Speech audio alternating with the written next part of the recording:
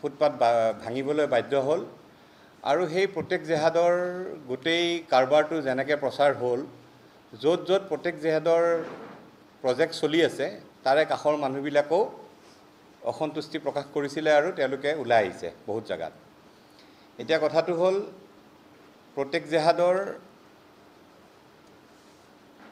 যেতিয়া আৰম্ভ কৰিছিলে তেতিয়া তেওঁলোকৰ 3টা প্ৰজেক্ট আছিলে প্ৰত্যেক জেহাদৰ মালিকৰ বাপেক যেতিয়া GMDAৰ চেয়াৰমেন হ'ল নেকি তেতিয়াৰ পৰা আজিলৈ তেওঁলোকৰ 25টা নে 30টা প্ৰজেক্ট এতিয়া এনেকুৱা ধৰণৰ কিছুমান কথা তেখেতৰ পত্নী ল'ৰা ছোৱালীৰ গোটেই অসমত যিটো হাৰত মাটি বাৰী কিনিছে সেইবিলাক কথা কৈ শেষ কৰিব নোৱাৰি তাৰ কাৰণে আমি এটা জেহাদে ঘোষণা কৰিছোঁ সময় লৈ আমি সকলো তথ্য ৰাজহুৱা কৰিম আৰু প্ৰত্যেক জেহাদৰ ক্ষেত্ৰত আইনী প্ৰক্ৰিয়াৰ মাজেৰে আমি যাম আজি লগ হোৱাৰ কাৰণটো হ'ল এটা বেলেগ বিষয় টেগলাইনটো আপোনালোকে পাইছে আজমলে যদি পাৰে হিমন্ত বিশ্ব শৰ্মাই কিয় নোৱাৰে আমি অসমীয়া মানুহখিনি আমি বৰ্তমান খুব বিপদত পৰি আছোঁ আমি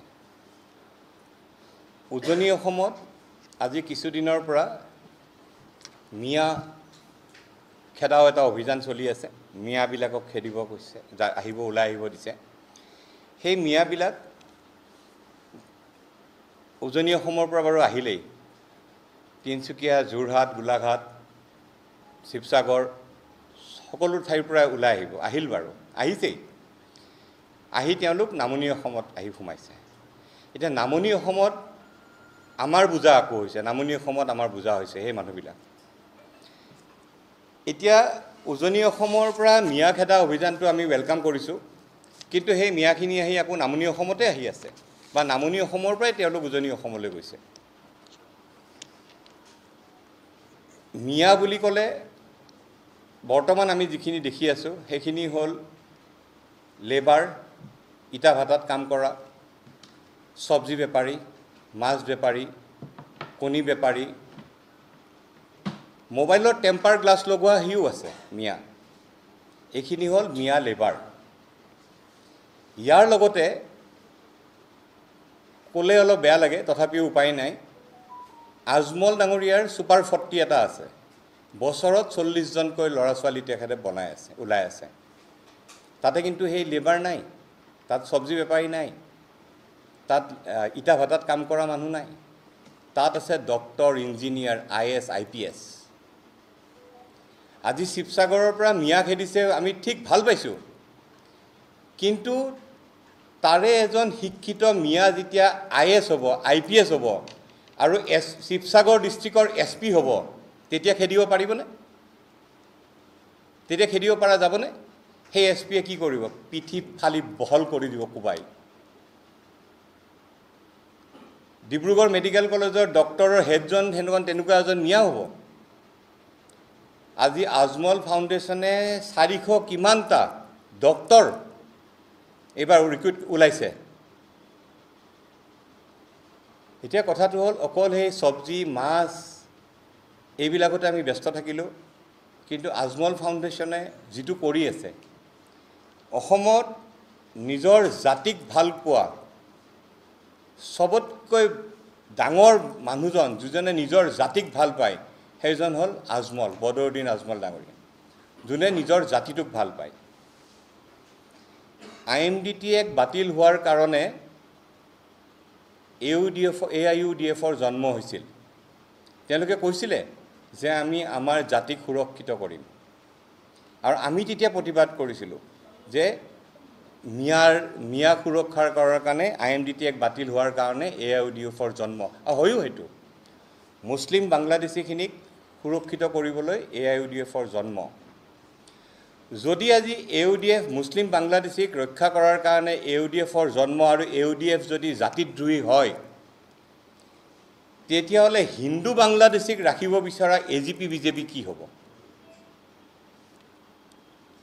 AGP BJP কি হ'ব আমাক হেতুও লাগিব জানিবলৈ আমি ক'ব লাগিব এতিয়া আমি ক'ব বিচাৰিছোঁ আজমল ফাউণ্ডেশ্যনে যদি অসমীয়া ল'ৰাক মই অসমীয়া বুলিয়ে কৈছোঁ কাৰণ তেওঁলোকৰ 71ৰ আগৰ অসম চুক্তিৰ আধাৰত তেওঁলোক অসমত আছে আৰু অবৈধভাৱেও তেওঁলোক আছে, কিন্তু তেওঁলোকৰ ভোটাৰ আইডি আছে, আধাৰ কাৰ্ড আছে, ৰেচন কাৰ্ড আছে, সব আছে তেওঁলোকৰ। যেহেতু NRC-খন এতিয়ালৈ হৈ উঠা নাই, তেওঁলোক ভাৰতীয় বুলি আমি গণ্য কৰিব লাগিব। কিন্তু তাৰ মাজতো তেওঁলোকৰ কাৰণে এই আজমল ফাউণ্ডেশ্যন, আজমল ডাঙৰীয়াই যিখিনি কৰি আছে, সেইটোৰ কাৰণে আমি চেলুট দিব লাগিব সেই মানুহজনক। যিটো কাম আজমলে কৰিছে, সেই কামটো হিমন্ত বিশ্ব শৰ্মা ডাঙৰীয়াই কিয় কৰিব নোৱাৰে? আমি সেই কথাটো কৈছোঁ। হিমন্ত বিশ্ব শৰ্মা ডাঙৰীয়াক আমি দেখি আহিছোঁ আজি অত বছৰৰ পৰা। মিয়া মিয়া বুলি কৈ থাকে, কথাই কথাই মিয়া মিয়া বুলি কয়। হিমন্ত বিশ্ব শৰ্মাই কিয় এই কামটো কৰিব নোৱাৰে? কিয় 50জন অসমীয়া ল'ৰা ছোৱালীক তেখেতে ফাউণ্ডেশ্যন খুলি পেলাই, দেউতাকৰ এটা ফাউণ্ডেশ্যন আছেই, তেখেতৰ পিতৃৰ এটা ফাউণ্ডেশ্যন আছেই, সেই ফাউণ্ডেশ্যনত কিয় 40টা বা 50টা অসমীয়া ল'ৰা যোন UPSC ক্ৰেক কৰিব, IAS হ'ব, IPS হ'ব, ডক্টৰ হ'ব, ইঞ্জিনিয়াৰ হ'ব, আমাৰ অসমত শাসন কৰিব, কিয় কৰিব নোৱাৰে? কাৰণ তেখেত ৰাজনীতিবিদ, তেখেতে নকৰে। তেখেতৰ পৰিবাৰে কিয় কৰিব নোৱাৰে? তেখেতটো এগৰাকী মহিলা উদ্যোগী মহিলা, ৰিণিকী ভূঞা শৰ্মা। আমিতো নগণ্য, আমি খালি অনুৰোধহে কৰিব পাৰিম, আমি ক'বহে পাৰিম। তেওঁলোকে নকৰে। আমি লিখিছোঁ ইয়াতে, জয়ন্ত বৰুৱা, স্বাধীন প্ৰতিদিন গোষ্ঠীৰ মালিক জয়ন্ত বৰুৱা, এজন অসমীয়া, অসমক ভালপোৱা এজন অসমীয়া উদ্যোগী মহিলা, আমাৰ মুখ্যমন্ত্ৰীৰ পত্নী ৰিণিকী ভূঞা শৰ্মা, তেখেতে কিয় কৰিব নোৱাৰে? আপোনালোকৰতো ইনকামিং হৈয়ে আছে, আমি দেখি আছোঁ আপোনালোকৰ আজি অত বছৰৰ পৰা ইনকামিং হৈ আছে। অলপ জাতিটোৰ কাৰণে আউটগোয়িং নকৰে কিয়? অলপ পইচা খৰচ কৰক জাতিটোৰ কাৰণে। তাৰপিছত আপোনাৰ ঠিকাদাৰ ভাগ্য কলিতা, আমি যিখিনি মানুহৰ নাম আমি সততে লওঁ, অনিল দাস, অনুপম শৰ্মা, এনেকুৱা কিছুমান মানুহ আছে যোনে তেওঁলোকৰ গোটেই জীৱনত ইনকামিঙে হৈ থাকিলে, আউটগোয়িং কৰিব নোৱাৰেনে? তেওঁলোকে নকৰে। আমি ঠিক তেতিয়াই আমি জয়ন্ত বৰুৱা ডাঙৰীয়াৰ লগত কথা পাতিলোঁ। জয়ন্ত দাক আমি অনুৰোধ কৰিলোঁ, বোলে জয়ন্ত দা আপুনি কৰিব নেকি? জয়ন্ত বৰুৱা ডাঙৰীয়াই ক'লে, যদি তোমালোকে সহায় কৰা মই কৰিম। আৰু আজি আমি ৰাজহুৱাভাৱে অনুৰোধ কৰিছোঁ, বাকী যিকেইজনৰ নাম লৈছোঁ তেওঁলোকে হয়তো নকৰিবও পাৰে, নকৰেই, কৰা দেখাও নাই। জয়ন্ত বৰুৱা ডাঙৰীয়াকে আমি অনুৰোধ কৰিছোঁ যে আপুনি কিবা এটা কৰক। মুখ্যমন্ত্ৰী ডাঙৰীয়া আপোনাকো অনুৰোধ কৰিছোঁ, আপুনি কিবা এটা কৰক। অকল মিয়া মিয়া বুলি কৈ থাকিলে সমস্যা সমাধান নহয়। আজি যদি আমি দতমা অঞ্চলত যাওঁ, কোকৰাঝাৰ দতমা অঞ্চলত যাওঁ, দতমাত প্ৰায় 50জন ল'ৰা ছোৱালীক তাতে ডক্টৰ পঢ়াই আছে, ইঞ্জিনিয়াৰ পঢ়াই আছে, IAS IPS পঢ়াই আছে, আৰু তেওঁলোকৰ ছাকচেছ ৰেট হ'ল 99.9%। কোকৰাঝাৰত দতমাত বড়োসকলে যদি কৰিব পাৰে, আমি কিয় নোৱাৰোঁ? আমিতো বাৰু নগণ্য, আমাৰ কামেই নাই, আমি সেইবিলাক ইমান ডাঙৰ কাম আমি কৰিব নোৱাৰোঁ। কিন্তু যিখিনি মানুহে কৰিব পাৰে তেওঁলোকে কিয় নকৰে? আজি আমি এই এটা মুকলি আহ্বান জনাইছোঁ আমি মুখ্যমন্ত্ৰী ডাঙৰীয়াক, জাতি কেতিয়া বাচিব? জাতি বাচিব মিয়া মিয়া বুলি ক'লে জাতি নাবাচে।